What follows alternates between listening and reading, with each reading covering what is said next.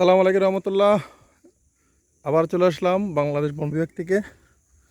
আজ আমরা আমাদের এখানে একটি রাজস্থলী উপজেলার এলাকায় বন্য হাতি আগমন করে। এতে এই জীবনের প্রথম ফার্স্ট টাইম বন্য হাতি এখানে এই এলাকায় প্রবেশ করেন। তাই এলাকার মানুষ খুব আতঙ্কিত। এখানে আমাদের ইয়ারটি টিমের সদস্য আছেন, উনি জনাব হাশেম সাহেব, এবং আরও এলাকার মেম্বার, চেয়ারম্যান এবং আমাদের রাজস্থলী উপজেলার প্রতিনিধিরা এবং রাজস্থলী উপজেলার রেঞ্জ কর্মকর্তা জনাব মোহাম্মদ তহিদুল ইসলাম স্যারের এবং বিভাগীয় বন কর্মকর্তা মহোদয় স্যারের দিক নির্দেশনায় আমরা এখানে আজকে উপস্থিত হয়েছি।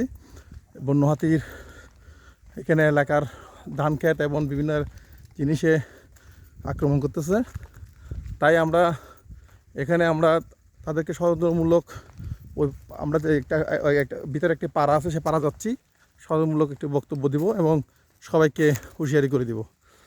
যাক, আমাদের পাশে আপনারা থাকবেন, আমাদের ফার্স্ট টাইম ভিডিওটি শেয়ার করবেন এবং কি আমাদের সাথে কমেন্টস করে জানাবেন।